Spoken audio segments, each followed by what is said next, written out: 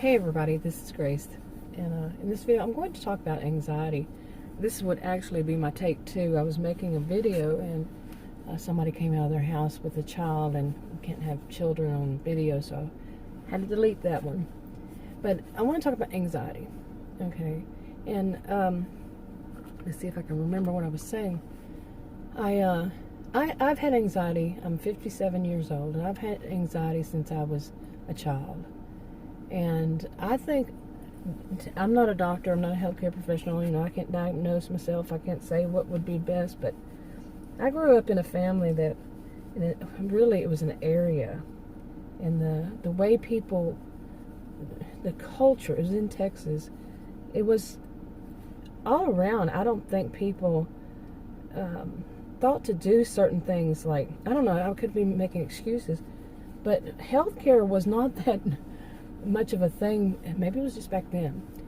And I think that some of it, mine could have been, I could have had a better life, really, if it had been taken care of when I was young. Okay, now I hardly ever went to the doctor. We had one doctor in that town. My mother, she had experienced, I really think she suffered from agoraphobia. She didn't want to leave the house at all, and I had it in my life when I was 28 and 33. I know how that is. I knew how it was for me, and I'm thinking it was the same for her. It was the same kind of way. My degrees are in psychology and sociology. So let me get back to this. When I was a child, okay, the only time they ever took me to the doctor was when I had to. Really had to. I'm surprised I survived childhood. If they had taken me, and the doctors had really, the doctor, we only had one in that town, if he had really done his job, he would have detected that I had allergies, that I had anxiety. It could have been that I was diabetic as a child, although I would have been, at this point I am diabetic. They want to put me on insulin, but I've been on medication instead as type 2, not type 1. But anyway, I'm getting ahead of myself. But back then, they just didn't do that. They just didn't take me and my 4 siblings that often. And dentists, the schools had this thing where they wanted to help the dentist or something, and they were having certain children go to the dentist, and the dentist just paid for whatever we needed, and that was it. And oh my goodness. But I think if they would have seen that I had these issues when I was a child. And, now for me, whenever I got to be, I found out that I had allergies by accident. I didn't even know anything about allergies, really. I lived in not a small town, but a town. And people really didn't do much outside of it. And we didn't have that much TV, or we didn't have the internet then. We had 3 channels, and in my house we had 1 TV, and my dad pretty much watched that, and that was it. My mom had one in their bedroom, and nobody went in there.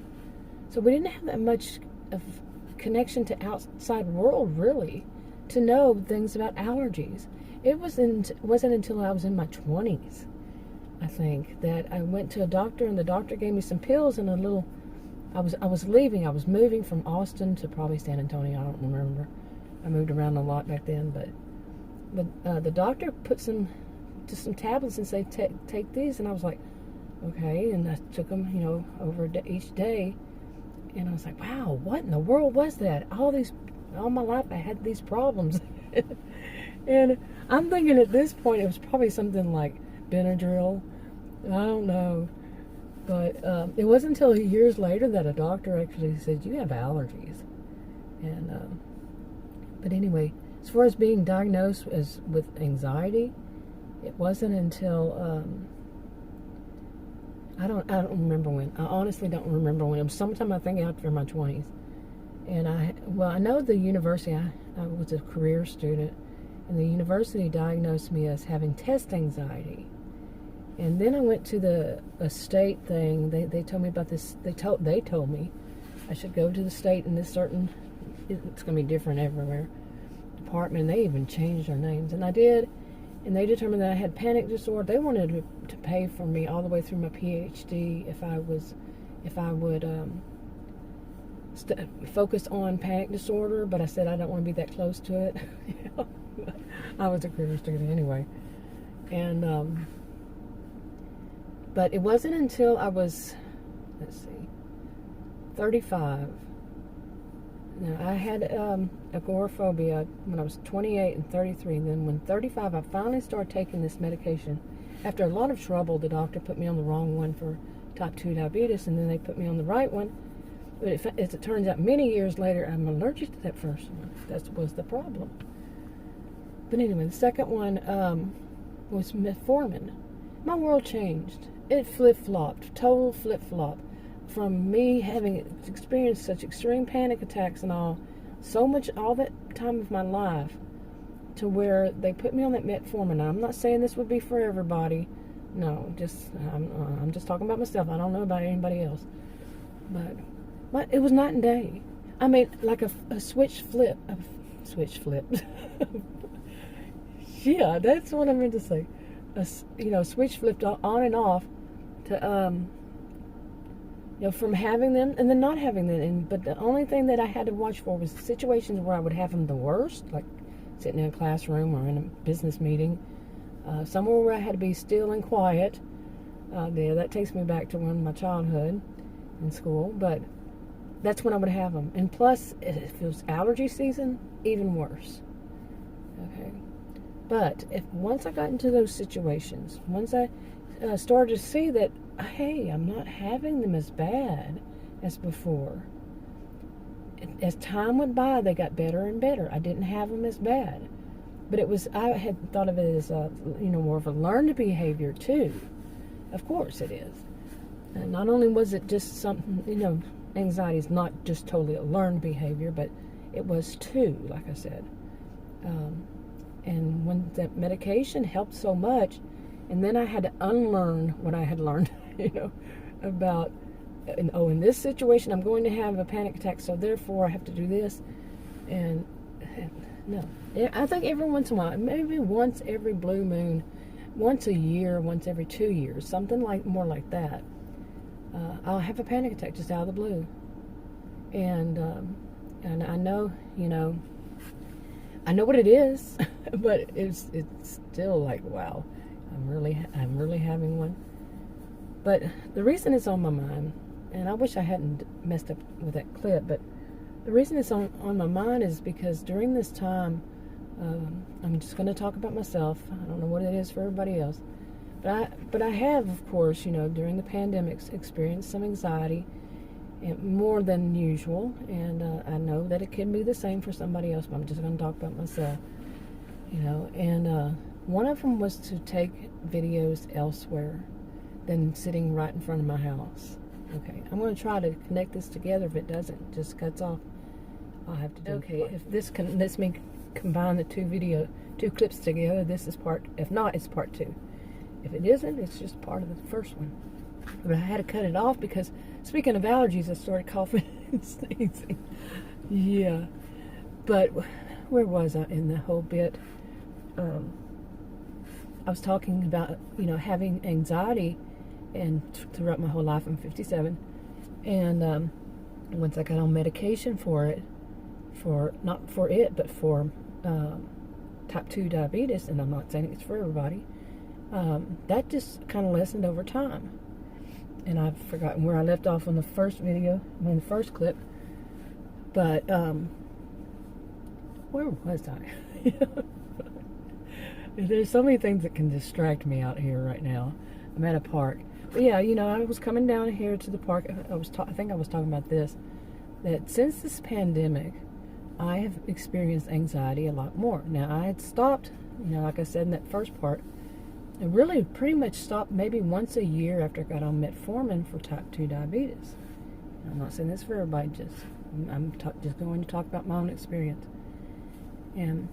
But during this pandemic, as probably other people have felt, so much anxiety and little things, getting groceries. I'm not going out and have them delivered. I was doing that before a little bit too, or picking them up. He'll pick them up or something. But I haven't been to a store since February, and sometime in February, and I really am not going anywhere. And I started to worry about it because I had experienced agoraphobia back when I was 28, and then again when I was 33. And I was a little concerned. I mean, that was a long time ago for me, and I worried. This might put me in that kind of a mind frame, but that's not exactly how it works. At least from what I remember. My degrees are in psychology and sociology, but like I've said, and but in a way, it felt like, okay, I'm going to twist my own mind up, and not want to go anywhere. And it's a little bit true, but I think it's very different than before. Before, I just couldn't. I don't even know if I wanted to back then. I don't know. I don't remember. It was a long time ago. I'm 57. But also, but now it's like I'm not even having the urge to go places. I don't, miss going places. And I've been doing videos in front of my house, sitting just in front of a shrub. And then today I said, okay, I'm going to go down here to this park here. There's a park sign right next to me. You don't see it, but this is a park. And I'm going to start doing videos like I used to. I used to come out like here or go take care of business and driving around town, and I'd do a video while I was driving around town. Next month is 6 years that I've been doing videos on my original channel. So I'm pretty good at, I'm multitasking that way. But for whatever reason, there were anxiety, and I was having thoughts that, no, I was worried about, well, what if I go, down to the park and I have an accident, and then I have to be around people. What in the, world, really? I know that I think I went to one extreme. I definitely became more of a germaphobe, and I say more because during that last flu season that killed a lot of people, it was 2017, 2018. It was really bad. A lot more awareness was out about that one. And there's always been awareness, but people just ignore it. Too many people, not everybody, of course. One size doesn't fit all. It's not everybody. Not all or none. But I became a little bit of a germaphobe back then, and it made me more aware. I shouldn't really call it a germaphobe. It just made me more aware of like when you go to some place, like you go to a restaurant, you sit down and eat. You assume the table's clean, and then they put their forks on there, but they put them in napkins. But still, you're touching a lot of stuff that other people have touched, you see. And anyway, those kinds of anxieties came up, and having the groceries delivered made me think I was inviting COVID-19 into my home. The delivery person or the people in the stores that touched it. And I did go to a little bit of extreme, but I saw videos of people touching stuff in stores. It's like, really? Seriously? You want to wash your grubby hands all over everything? And so anyway, I started having anxiety about that. And one was like, why am I not just going down to this park or going to the nature preserve? Or that's a huge one. Somewhere else and doing them. I go down to the college where I taught.